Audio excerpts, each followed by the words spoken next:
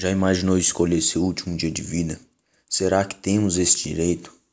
A discussão acerca da legalização da eutanásia gira em torno dessa pergunta, que envolve conflitos de opiniões éticas e religiosas. Eu sou a favor de desligar. Eu não sei. Eu sou contra. Também não concordo, não. Quem deu a vida ao ser humano foi Deus, só quem pode retirar ele.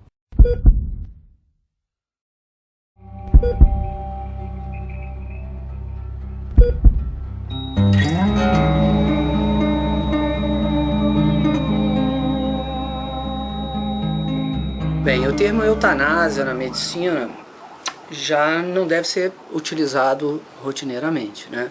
Você tem conceitualmente, não em termos clínicos, mas do ponto de vista bioético, a eutanásia como boa morte, mas ela pressupõe uma ação.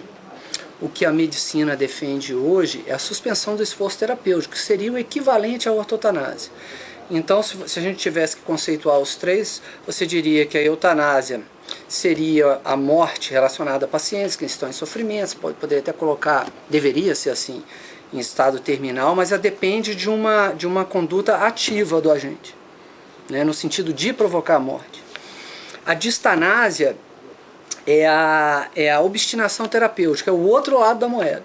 É você manter o paciente, mesmo que não tenha chance, fase terminal, independentemente dele estar querendo ou não abreviar a situação dele, mas você mantê-lo sob procedimentos médicos, tanto invasivos como terapêuticos, em termos de medicação, etc. e tal. Em resumo, dando um conceito breve, a eutanásia é a morte produzida por terceiro a pedido do paciente que está com uma doença incurável em fase terminal ou está com um quadro neurológico irreversível, normalmente em estado vegetativo persistente. As questões históricas envolvendo a eutanásia têm natureza religiosa, de forma que não há nenhuma outra razão que não seja a leitura religiosa para a eutanásia, porque a religião parte de um princípio de que a vida é um dom de Deus. E se é um dom de Deus, só Deus pode retirá-la. É sobre este princípio que se construiu toda a proibição à eutanásia. Os argumentos são argumentos nunca comprovados. São balizas trazidas desde o tempo do cristianismo, da Santa Inquisição, e elas continuam especialmente por força da influência da religião na nossa sociedade. A sociedade, de modo geral, é muito conservadora. E a eutanásia traz para a gente a possibilidade de um de nós tirar a vida do outro. A igreja é defensora da vida. Se olharmos muitas ações que a igreja faz, o mundo faz. Agora, a defesa da vida, o Papa Paulo VI fala que a igreja é perita em humanidade. Então a igreja nunca pode negar essa missão que ela tem, porque isso vem do próprio Jesus. A vida que está em primeiro lugar, a vida é absoluta para a igreja, as leis são relativas, a vida é absoluta. Então a igreja, a vida, você não tem como relativizar a vida. Você pode relativizar as leis, tudo bem, mas a vida não. A vida, então, para a igreja, a vida é absoluta. Então, é a defesa da vida, é a defesa dela que a igreja se coloca. E mesmo que ela fique sozinha pelo mundo afora, que todas as instituições, governos, tudo, mas ela continua fiel a esse mandamento. O problema da eutanásia é muito combatido porque as pessoas aprenderam a repetir que a eutanásia é um assassinato. Mas também há as pessoas que têm uma fé inabalável e que preconizam o direito de morrer sofrendo, porque seria uma forma de abrir as portas para o céu. E há grandes discussões, mas a pessoa está ali em fase terminal, ele está sofrendo muito. Eu penso que não dá para, naquele momento, você fazer um suicídio assistido, porque isso é da dimensão humana também. Por exemplo, o próprio Jesus, na cruz, nós temos um exemplo, quando é oferecido para ele a mirra para aliviar a dor, ele negou. Então, quer dizer, o que quer dizer? Que o sofrimento faz parte da vida do ser humano. Então você não tem como retirar o sofrimento, porque isso é da condição da matéria. A matéria vai cair um dia, a matéria é frágil, a matéria vai acabar. E eu posso trazer a história. 2 grandes papas da nossa história trataram dessa matéria. Pio XII, em 56, fez uma declaração oficial dizendo que a suspensão de esforço terapêutico do paciente com doença incurável em fase terminal não era contrária à fé católica e que, portanto, estava amparado pelo cristianismo. Eu não vou questionar os valores religiosos, até porque eu respeito muito os valores religiosos e acho que eles são relevantes para qualquer cidadão. Então, as pessoas que aceitaram esse dogma religioso como um valor íntimo devem defendê-lo. Entretanto, nós temos que respeitar aquelas outras opiniões que, mesmo sendo religiosas, não têm o mesmo ponto de vista. O documentário Como Morrer em Oregon mostra o drama de pacientes em estágio terminal. Uma delas é Cody Curtis, uma mãe de família de 54 anos para quem os efeitos de um câncer no fígado vão se tornando cada vez mais insuportáveis. A barriga acumula água em grande quantidade, o que pressiona o estômago e o diafragma. Até respirar é difícil. Depois de muito sofrimento, ela se reúne com a médica e o marido. Ele sugere que a mulher tente aguentar mais alguns meses para passar o Natal com a família. Jill really is set to come home for Christmas.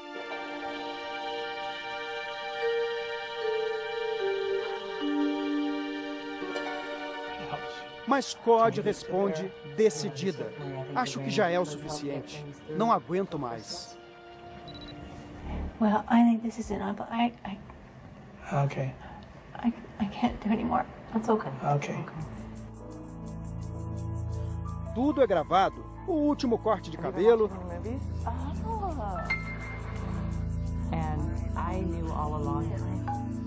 Os últimos momentos com os filhos. O rapaz, que sempre aprendeu receitas com a mãe, faz o bolo de chocolate final. Make your tea, that's brilliant. E chega a segunda-feira, dia escolhido para a morte. Enquanto a assistente social do estado de Oregon prepara as drogas que vão provocar uma parada cardiorrespiratória, a família e os amigos se reúnem ao redor de Cody. Juntos, eles entoam a canção derradeira, You Are My Sunshine, traduzindo, Você é meu raio de sol. You are my sunshine, my only sunshine. Os momentos seguintes alternam agradecimentos pelo fim de semana feliz, algumas risadas, choro. I love you, honey. Em menos de 2 minutos, o sofrimento de Cody chega ao fim.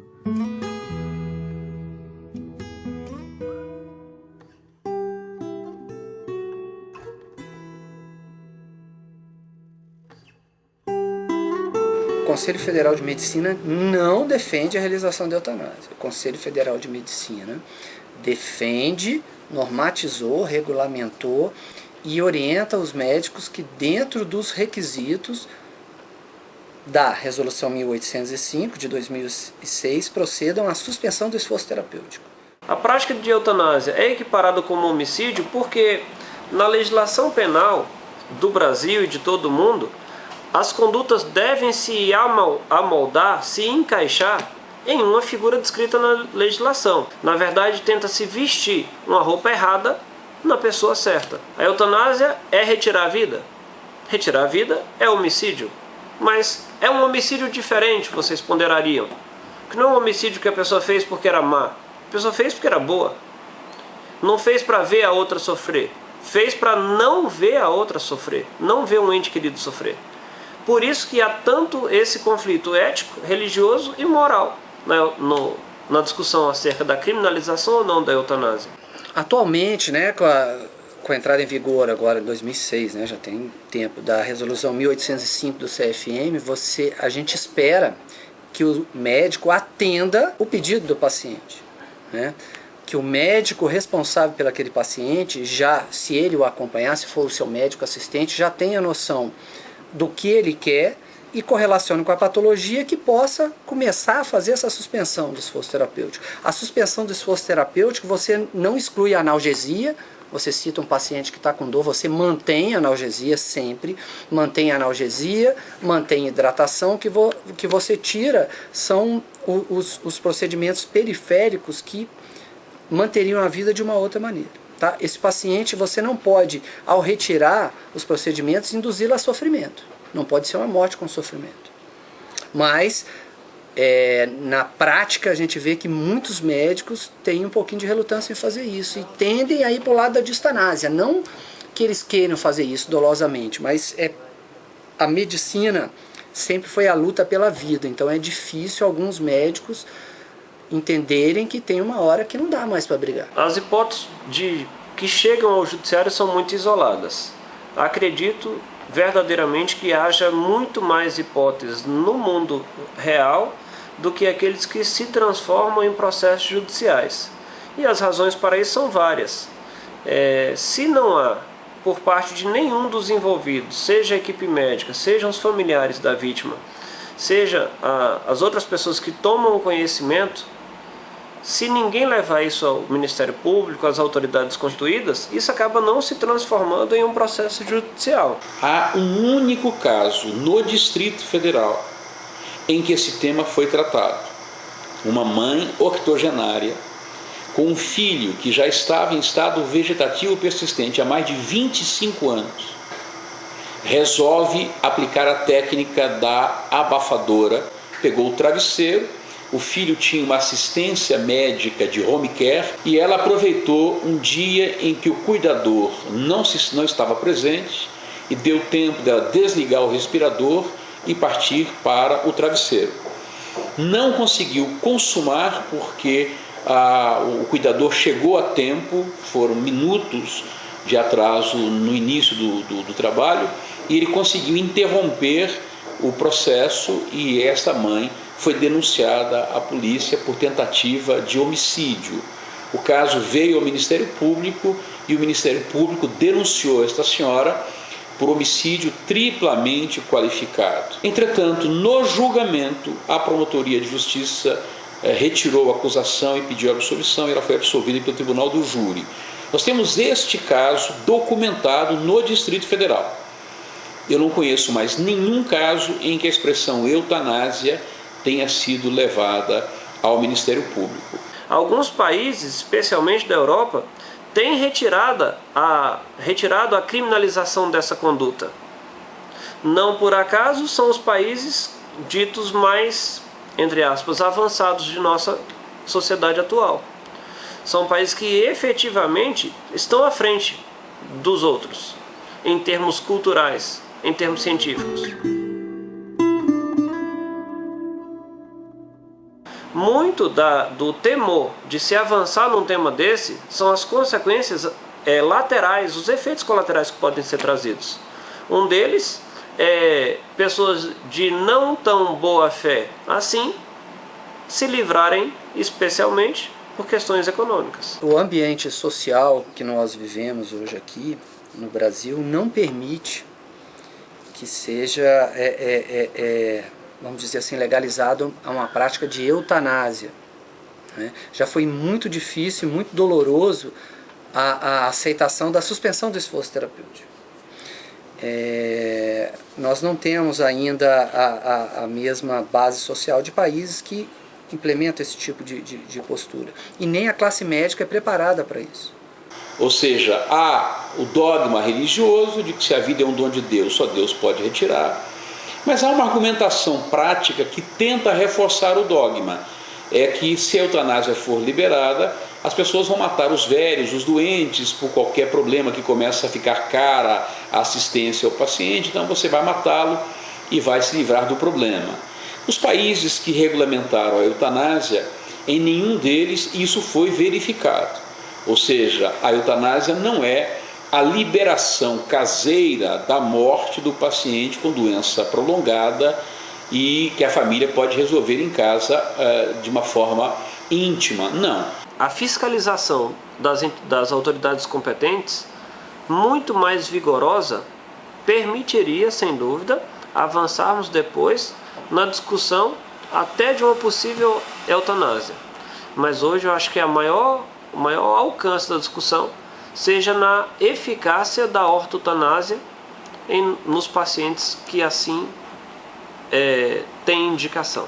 Para que seja estabelecida uma situação como essa no país, é preciso antes muita informação para todos, tanto para paciente, mas como para a classe médica também.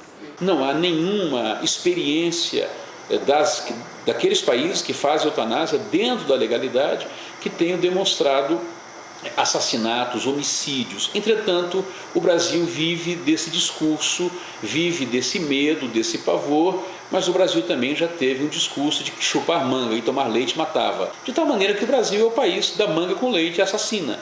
Então, não é demais acreditar que as pessoas acabem levando a eutanásia para o extremo, porque elas acreditam que vão ser assassinadas para tirar órgãos, para tirar isso, para tirar aquilo outro. Se eu sou favorável a praticar eutanásia em alguém, sim. No julgamento da pesquisa com células-tronco, não sei se vocês acompanharam, se discutia se podia ou não ter pesquisa com células-tronco, o relator, o ministro Aires Brito, que também é poeta, foi de uma felicidade que no caso dele é comum, mas no caso da sociedade, incomum. A discussão havia dois polos muito distintos, a ciência, os cientistas de um lado e os religiosos de outro. Porque para os religiosos, desde a fecundação, tem vida. Mas no direito, a gente ainda fala muito na teoria natalista.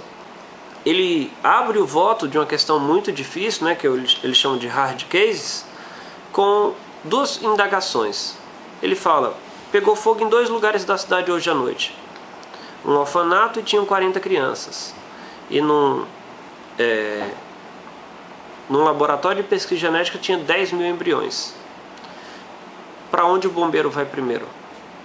Era a primeira pergunta. Acredito que, no meu caso, acredito que ele vai primeiro para o orfanato, para as crianças que estão morrendo queimadas. E a segunda pergunta que ele fazia qual a imprensa noticiará com mais vigor? Eu também acredito que seja o orfanato. Ele falou, minha resposta está dada, vida é isso. Porque note, o embrião congelado é vida, eram 10.000 versus 40, e por que você foi para os 40? Ter vida numa cama, em coma, profundo, irreversível, de acordo com a medicina, é ter vida? É. Mas ele falava, não basta ter vida. A vida deve ser plena, digna e feliz. Eu acho que talvez em uma situação dessa eu consentiria.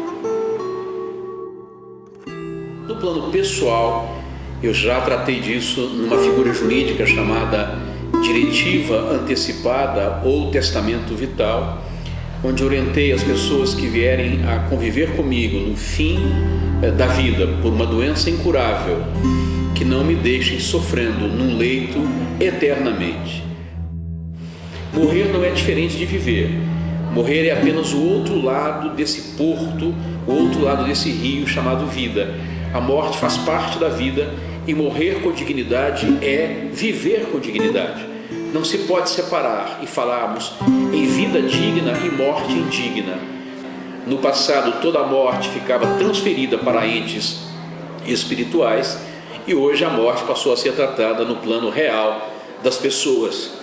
E aqueles que invocam sempre um Deus da dor, um Deus que impõe sofrimento, eu termino com uma frase que tenho usado para esse debate. Até as guerras se humanizam quando Deus é deixado fora do campo de batalha. Esse não é um debate para nós tratarmos exclusivamente com valores religiosos, mas também com valores religiosos, e aqui de todas as religiões, mas é preciso ter um olhar humano para aqueles que sofrem de um sofrimento que pode ser útil dentro de um plano espiritual, mas que pode ser absolutamente torturante para aqueles que não têm um plano espiritual para incluir.